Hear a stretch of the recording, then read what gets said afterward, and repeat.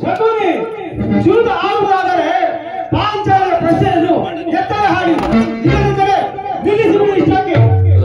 ಶಕುನಿ, ಪಾಂಚಾಲಿಯ ಪ್ರಶ್ನೆ ಇನ್ನೊಂದು ಸರಿ ಬಂದಿದ್ದಾದರೆ ನಿಮ್ಮೆಲ್ಲರ ಭೂಗತ ಖಂಡಿತ ಎಚ್ಚರ. ಜೂತ ಆಡುವುದಾದರೆ ಪಾಂಚಾಲಿಯ ಮಾತೆತ್ತದಂತೆ ಆಡಿ, ಇಲ್ಲವಾದರೆ ಈ ರಾಜ್ಯಸಭೆಯಲ್ಲಿ ರಕ್ತದೊಳೆಯಾಗುವುದು ಖಂಡಿತ ಎಚ್ಚರ.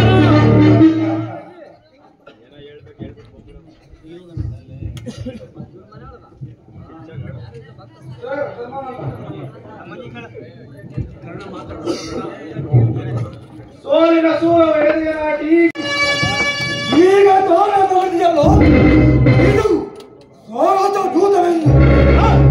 ಸಾರಸ ದೂತವೋ ವೀರಸ ದೂತವೋ ಆಡಿದ ಮೇಲೆ 7-1.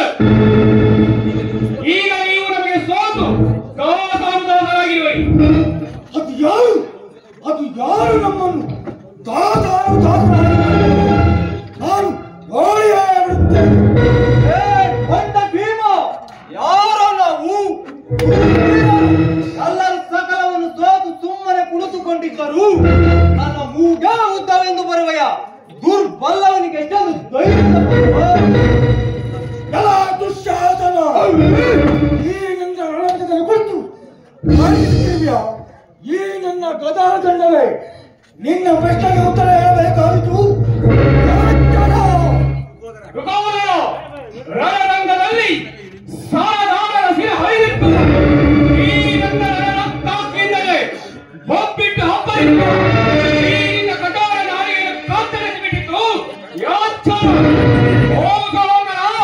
ನಮಗೆ ಪಾಂಚಾಲಿಯನ್ನು ಸೆಳೆದುಕೊಳ್ಳುವುದು ವಾಸದಲ್ಲಿರುವಳು ಹಾಕುವ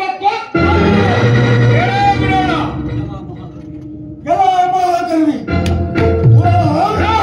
ಸ್ವಲ್ಪ ಹಿಂಗೆ ಕೈ ಹಿಂಗೆ ಎಳ್ಕೊ, ಹಿಂಗೆ ಬೆಂಡ್ ಮಾಡ್ಕೊ.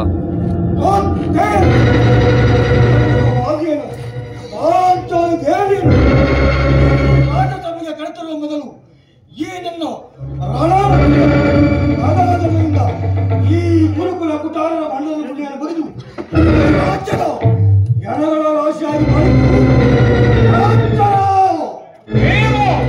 ಆಕೆಯನ್ನು ಜೂಜಿನಲ್ಲಿ ನಾವು ಗೆದ್ದಿದ್ದೇವೆ, ನೀವು ಸೋತಿದ್ದೀರಾ. ಈ ಕ್ಷಣದಿಂದ ಅವಳು ನಮ್ಮ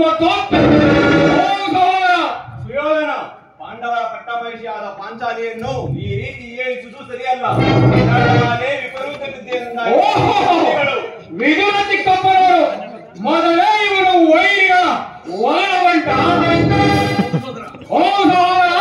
ನಮಗೆ ಪಾಂಚಾಲಿಯನ್ನು ತೆಗೆದುಕೊಳ್ಳುವ ಇಲ್ಲ ಸಲ್ಲದ ಮಾತುಗಳಾಡುತ್ತಿರುವ ಈ ಕೂಲಕವನ ಪರಿವಾರವಲ್ಲ ಭಾರತದ ಪ್ರಜಾಸಕ್ಕೆ ಮಂದವಾದಿ ಪಾಂಚಾಲಿಯ ಕರಮಟ್ಟಿ ಕರೆಯುವ ಈ ಕುರು ಸಹೋದರ ಶಿರ ಒಲಿದು ರಕ್ತಸಾಲವಾಗಿದ್ದು ಎಚ್ಚರ.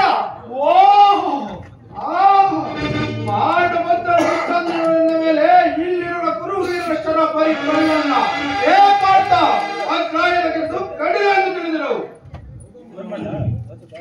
ಕೌರವಾದಿಗಳೇ, ಅಖಂಡ ಅವನಿ ಮಂಡನ ಪ್ರಚಂಡ ಪರಾಕ್ರಮಿಗಳೆಂದು ದರ್ಪದ ಮಾತುಗಳು ಮುಗಿಲು ಮುಟ್ಟಿದೆ.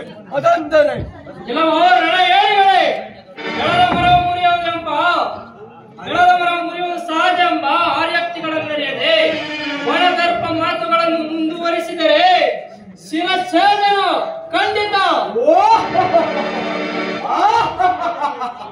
ಮರಿಗಳಿಗೂ ಸಿಂಹದಪ್ಪ